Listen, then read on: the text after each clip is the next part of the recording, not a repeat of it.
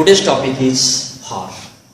For acts here as a preposition, and I am going to describe how to use it the proper way in the sentence through the translation. The very first condition is for. It means career, indicating personal benefit. जहां पे personal benefit व्यक्तिगत लाभ की बात की जाती है वहां पर हम फॉर के लिए के अर्थ में फॉर का प्रयोग करते हैं। देखते हैं, यह पुस्तक तुम्हारे लिए है। तुम्हारे लिए, पुस्तक तुम्हारे लिए है, जिसको हम देंगे और कहेंगे यह पुस्तक तुम्हारे लिए है, सिंपल सी बात है, वह उस पर्सन को बेनिफिट मिल रहा है। देखते हैं, यह पुस्तक तुम्हारे लिए है। इट मीन्स दिस बुक है, इज के लिए, फॉर, तुम्हारे, यू, यहां पे ऑब्जेक्टिव केस है, you, this book is for you. मैं बच्चों के लिए कलम खरीदा, मतलब मैं बच्चों के लिए जब कलम खरीदा तो सिंपल सी बात है, बच्चों को ही दूंगा, है ना। और जब बच्चों को देखा तो सिंपल सी बात है ना, बच्चों को ही बेनिफिट मिलेगा, पर्सनल बेनिफिट। या मैं, आई खरीदा, बॉट, आई बॉट कलम, पेन्स, के लिए, for the children. Okay, next, for means के लिए और की ओर। के लिए जब किसी प्लेस को इंडिकेट करता है, डायरेक्शन, दिशा की ओर इंडिकेट करता है, तो के लिए और कहीं कहीं शाब्दिक अर्थ की ओर भी आ जाता है। मैं शीघ्र ही घर के लिए रवाना हूं। कहां के लिए? घर के लिए। एक प्लेस को इंडिकेट कर रहा, कहां के लिए मैं जा रहा हूं? घर के लिए। घर की ओर इशारा कर रहा है, एक प्लेस की ओर इंडिकेट कर रहा है, तो वहां पर के लिए के अर्थ में फॉर का प्रयोग करेंगे। आई हूंगा, आई विल। क्योंकि यहां पे निश्चितता है, इसलिए विल का प्रयोग करना बेटर होगा, क्योंकि यहां पे शीघ्र ही यह कंडीशन दर्शाता है कि यहां पर श्योर एंड सर्टेन है, इसलिए यहां पर शैल का प्रयोग न करके विल का प्रयोग कर रहे हैं। आई विल सून रवाना हो। It means start for, go for, घर का। I will soon go for home, I will soon start for home, ऐसे लिख सकते हैं। नेक्स्ट, क्या यह बस आगरा के लिए है? आगरा के लिए मतलब आगरा के लिए, जैसे वहां बस स्टेशन बहुत सारे बस हो सकते हैं, अनेकों दिशाओं में जाने वाले, लेकिन आगरा के लिए एक दिशा की ओर, एक स्थान की ओर इंडिकेट कर रहा है। क्या? Is this bus, is this bus, is क्या के लिए? ए हेल्पिंग वर्ब यहां लिख देंगे। Is this bus for Agra. Okay, next condition C, for means के लिए और के कारण। के लिए इंडिकेटिंग पर्पज, जब उद्देश्य को दर्शाता है तो के लिए, काज को दर्शाता है तो के कारण, काज को दर्शाता है, काज यानी रीजन को दर्शाता है तो के कारण, और पर्पज को दर्शाता है तो के लिए होता है। या वह टहलने के लिए गया। कहां गया भाई? टहलने के लिए गया। वह गया, लेकिन उसके जाने के पीछे उद्देश्य क्या था? टहल। वह टहलने के लिए गया, ही गया, वेंट, के लिए, फॉर, इवेंट फॉर, टहलने, event for a walk. Okay, next, वह अपने बहादुरी के कारण पुरस्कार पाया। वह अपने बहादुरी के कारण के जगह पर के लिए भी लिखा जा सकता है। यहाँ पे वह अपने बहादुरी के लिए पुरस्कार पाया या बहादुरी के कारण पुरस्कार पाया। पुरस्कार पाया, उसके पीछे रीजन क्या था? उसकी बहादुरी। ओके, वह, ही पाया, गॉट, पुरस्कार, अवार्ड, ही गॉट अवार्ड, के कारण, फॉर अपने बहादुरी, फॉर हिज ब्रेवरी। जैसे वह खुशी के कारण नाचा, ही डांस्ड फॉर जॉय। वह खुशी के लिए नाचा, ही डांस्ड फॉर जॉय। मतलब यहां पर्पज हो, रीजन हो, वहां पे हम के लिए या के कारण के अर्थ में फॉर का प्रयोग कर लेते हैं। ओके, आगे बढ़ते हैं। ऐसे इस वीडियो को जब आप बार बार वॉच करेंगे तो आपके मन में जो कंफ्यूजन है श्योरली वह दूर हो जाएगा। फॉर वेरी इंपॉर्टेंट प्रीपोजिशन और many purpose academic and competitive exams. Okay, and the next condition is time.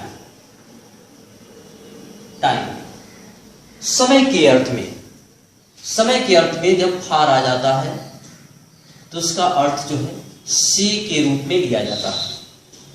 जब टाइम के रूप में फार आ जाए तो वहां पे अर्थ क्या हो जाता है? से। फार से वह 4 घंटे से, वह 4 घंटे से पढ़ रहा है। 4 घंटे से जो पीरियड ऑफ टाइम होता है अनिश्चित समय होते हैं और वहां पर से आया रहता है तो वहां पर से टाइम के रूप में फार का प्रयोग किया जाता है।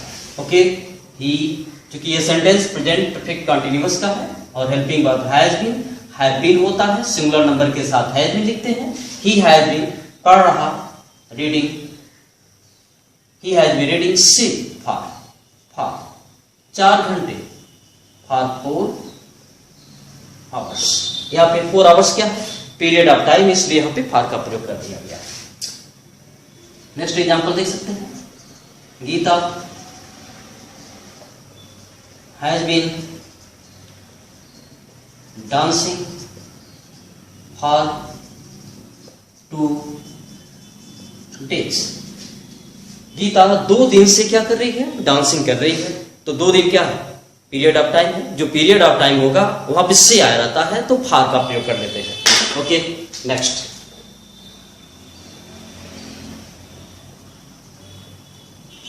एक्सचेंज की दशा में जहां विनिमय पाया जाता है, विनिमय पाया जाता है वहां पर हम फार का अर्थ खास करके में के रूप में ले लेते हैं। ओके, जैसे कह दिया जाए वह 100 रुपये में एक पुस्तक खरीदा। 100 रुपये में क्या है? 100 रुपये में पुस्तक खरीदा, यानी पुस्तक लिया और 100 रुपये दिया। यहां पे एक्सचेंज किया जा रहा है एक तरह से देखा जाए तो। He bought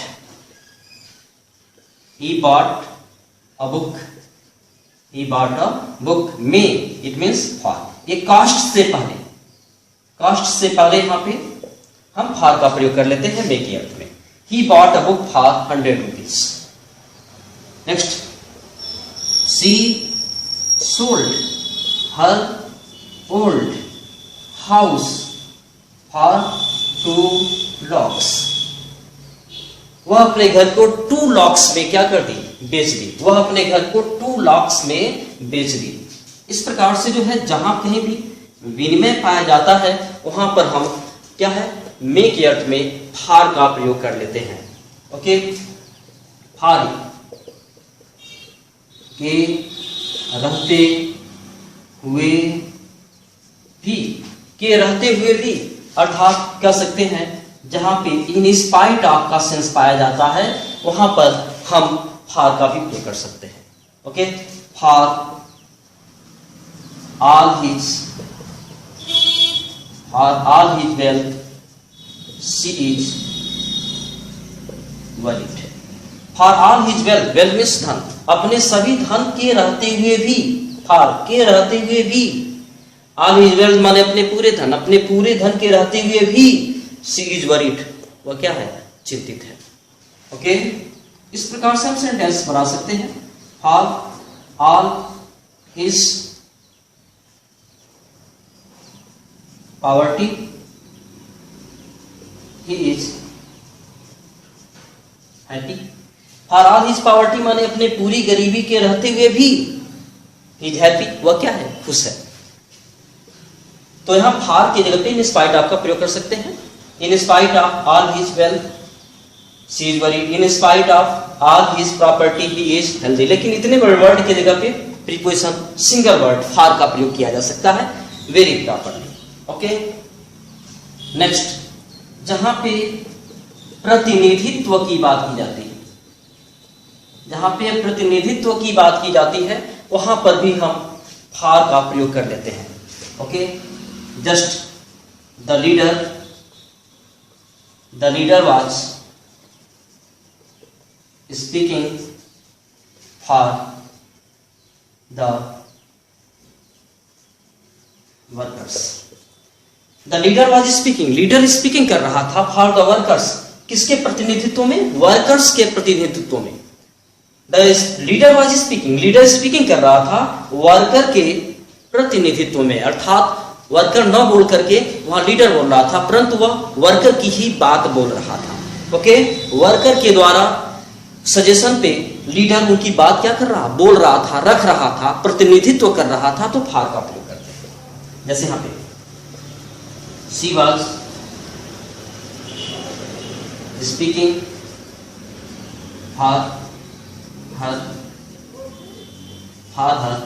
family members. she was speaking, वो बोल रही थी for her family members, माने अपने पारिवारिक सदस्यों के प्रतिनिधित्व में, मतलब उसके पारिवारिक सदस्य की संपूर्ण बातें वही बोल रही थी, उनका प्रतिनिधित्व कर रही थी. वो है पारिवारिक लोग नहीं बोल रहे थे, पारिवारिक सदस्य नहीं बोल रहे थे, बल्कि वह बोल रही थी, उनकी बातें, उनका प्रतिनिधित्व कर रही थी, अर्थात पूरे परिवार के लोग उसके सपोर्ट में थे कि जो वह बोलेगी, it means all were agree. So it's use of for the preposition.